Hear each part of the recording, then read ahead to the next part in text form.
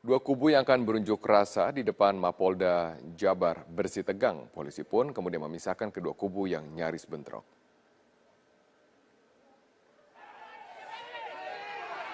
Ketegangan antara anggota organisasi Massa Sunda dan massa yang mengawal pemeriksaan Rizik Syihab terjadi di depan Mapolda Jawa Barat.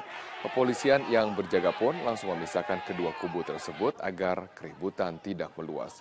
Kubu yang mengawal Rizik Syihab digiring ke gerbang keluar Mapolda, sementara kubu satu lagi dipindahkan ke gerbang masuk Mapolda Jabar. Sementara itu arus lalu lintas di sekitar depan Mapolda Jabar ditutup dan polisi memberlakukan kontraflow. Sementara itu Rizik Syihab yang akan diperiksa oleh Polda Jabar belum juga hadir. Rizik diperiksa sebagai saksi dalam kasus dugaan pidana penodaan terhadap lambang dan dasar negara.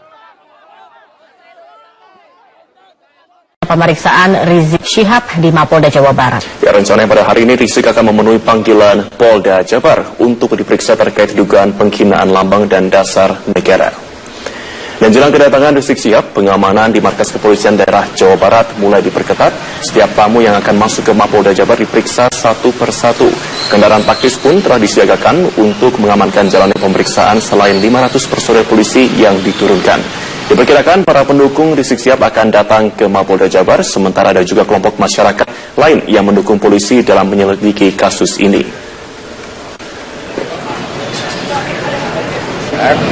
Sekitar 210.000 masa yang akan datang. Nah, ini yang kita akan siapkan pengamanan, sudah kita siapkan sekitar 4 SSK, 4 SSK Brimob dan 3 SSK dari Setingkat Kompi dari Sabara sendiri, dan kekuatan yang sekitar kita akan repot unjuk rasanya ada di Mapolda, kekuatan kita full di Mapolda.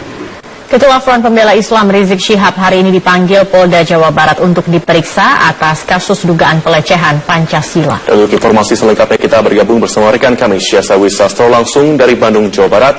Syasa, apakah Rizik Syihab hadir memenuhi pemanggilan Polda Jabar?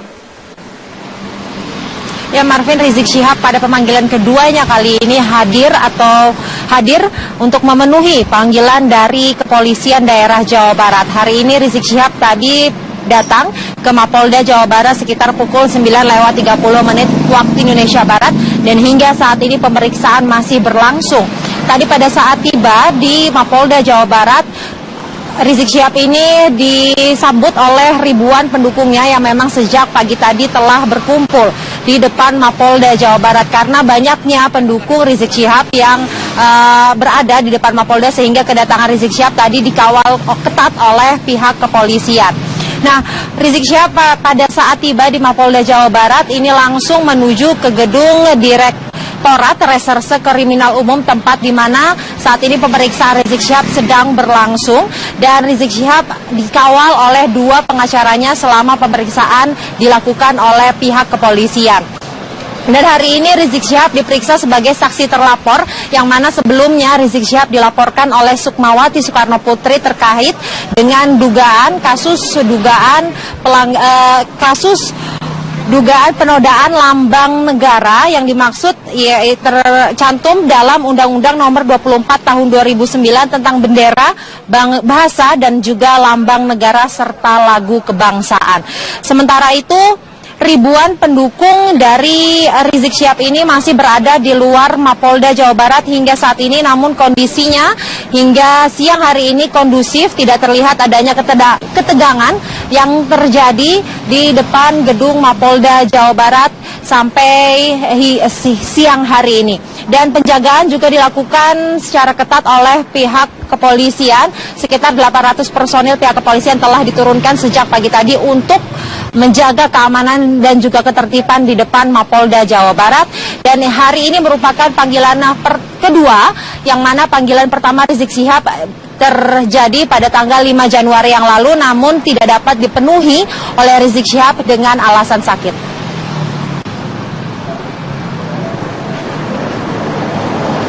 Marvin. Syasa Wisastro melaporkan langsung dari Bandung, Jawa Barat. Terima kasih. Dan kita akan ke informasi lainnya, pemirsa. Fraksi Gerindra dan di DPR tengah menggulingkan rencana pembentukan Pansus Makar. Rencana pembentukan Pansus ini digulingkan terkait proses hukum dan juga penangkapan 11 terduga makar pada Desember kemarin. Informasi selengkapnya kami langsung bergabung bersama dengan rekan kami, ada Jessica Wawor langsung dari gedung DPR RI Jakarta. Jessica, seperti apa sikap para fraksi untuk menanggapi pembentukan dari Pansus Makar ini?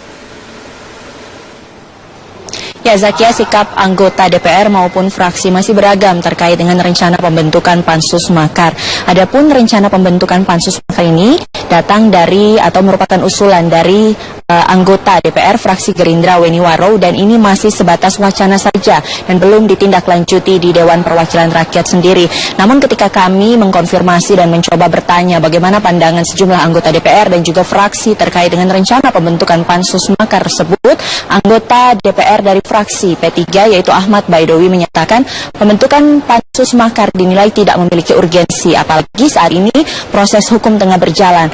Malah fraksi P3 menyarankan diharapkan DPR maupun masyarakat cukup mengawal proses hukum yang tengah saat ini berlangsung di pihak kepolisian. Sementara itu juga fraksi P3 menyatakan proses hukum yang tengah berjalan terhadap 11 tersangka yang sudah ditetapkan oleh pihak kepolisian pada Desember lalu sudah berdasarkan atau memiliki bukti yang cukup kuat. Adapun juga sejumlah fraksi yang menolak terkait dengan pembentukan pembentukan Pansus Makar maksud kami, yaitu seperti misalnya fraksi PDIP, fraksi Nasdem dan juga fraksi P3. Sejumlah fraksi belum menyatakan sikap secara resmi, namun pimpinan DPR menyatakan rencana pembentukan Pansus Makar merupakan hak setiap anggota DPR. Untuk pembentukan Pansus sendiri harus memenuhi usulan, yaitu usulan ini paling tidak disetujui oleh 25 anggota DPR yang terdiri dari lebih 2 fraksi. Berikut kami sampaikan atau menampilkan sedikit bagaimana tanggapan dari pimpinan DPR dan juga anggota DPR terkait dengan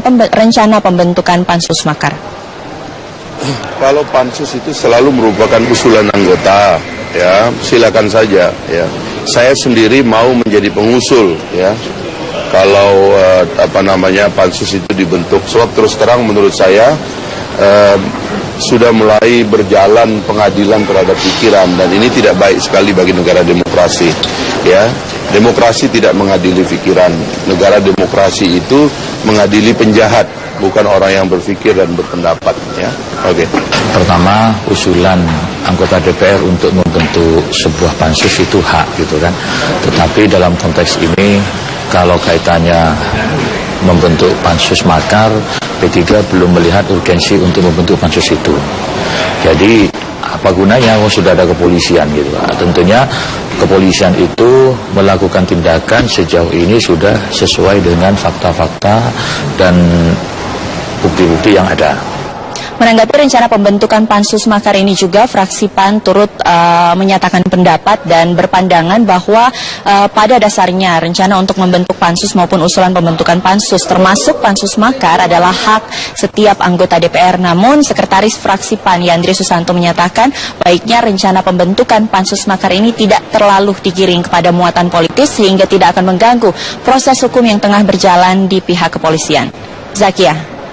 Ya, baik. Terima kasih Jessica Wawor atas informasi. Mahasiswa yang tergabung dalam Badan Eksekutif Mahasiswa BEM se-Indonesia berunjuk rasa di depan Istana Merdeka Jakarta. Mereka menuntut soal kenaikan harga mulai dari harga cabai hingga bahan bakar minyak. Segera kita akan mengetahui kondisi terkini jalannya aksi mahasiswa ini dengan bergabung kembali bersama Kesia Netania dan juru kamera Aditya Eko Utomo, pilot drone David Sibarani langsung dari kawasan Istana Jakarta Pusat. Kesia, bagaimana suasana terkini saat ini di depan Istana? Ya, selamat siang Carlos. Memang rencananya hari ini gabungan dari kira-kira ada 121 badan eksekutif mahasiswa dari seluruh Indonesia akan melakukan kegiatan unjuk rasa di depan Istana Merdeka untuk menyampaikan sejumlah aspirasi, khususnya memang terkait dengan kenaikan harga dari mulai harga BBM, kemudian harga bahan pokok seperti cabai.